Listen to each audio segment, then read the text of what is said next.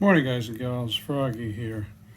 This is my 2015 Mercedes-Benz 350 GLK, and I'm showing you the tire pressure recommendation on the gas filler cover, which is different than the one on the driver's side door pillar. Don't ask me why, I don't know why. My experience has been to use the ones on this gas filler door, so that's what I'm going to use. Anyway, the reason I'm showing you this is I had the 5-year major service done on the car, and they failed to rotate the tires, and they did have the front wheels off for a brake job, but when I got the car back, I wanted to do a wheel rotation, which I did do, and in the process of that I found that they had over torqued all the lug nuts by about 30 pounds each. Torque should be 110 foot-pounds, and they had them between 140 and 150 foot-pounds. But that's another story. I have a video about that. You can find it and look at that video. Now, part two of doing a tire rotation is to reset the tire pressure monitoring system. So that's what I'm doing right now. I'm going to show you. They set the tire pressures at 37 on this side and 36-ish on the other side. I'm guessing that that's just kind of a ballpark average they do so that they can get the job done fast. They don't have to look up the pressures, and they can overcharge you while beating the book rate.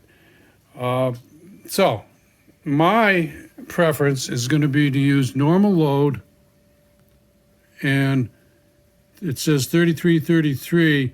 Maximum load goes up to 3541. I'm going to use 3335 because every once in a while there might be a passenger in the back, but 90% of the time it's just one person driving the car, and you don't need to have your tire pressures up that high.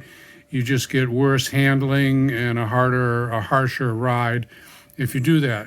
So let's set them to 3335, and then we're going to have to reset the TPMS. I'll show you how to do that. Okay, so I pressed the start button one time with my foot off of all the pedals, and that goes into accessory mode. Use the right arrow to go to tire pressure. Okay, I was on it. Let's go again.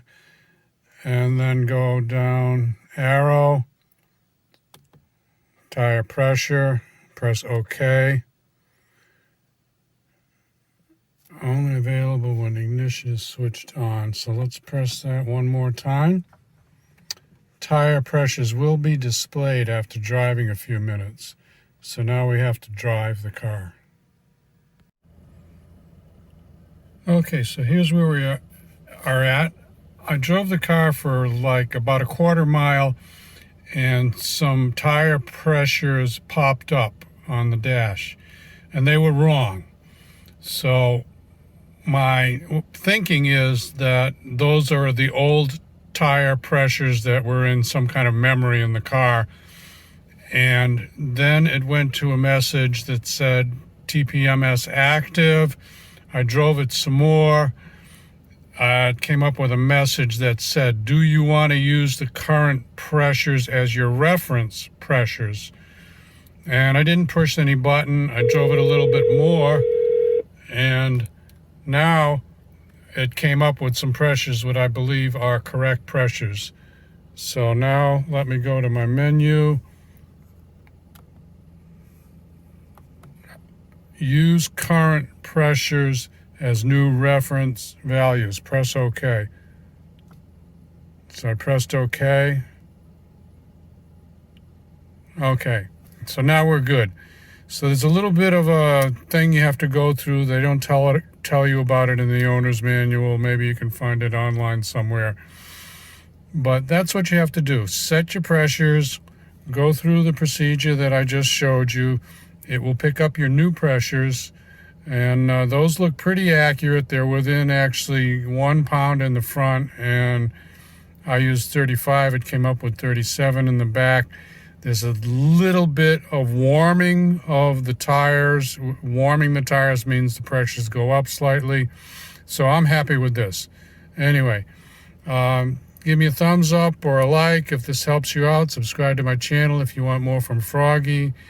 Click the bell if you want notifications. Be safe, have fun. And if you want more information about how the dealer messed up on the torque specs, then just go search my channel or Google Froggy and Google Mercedes-Benz 350 GLK and Google tire pressure, rotation, all those different tag words. They will get you to that other video. Okay? See ya. Froggy out. Bye-bye.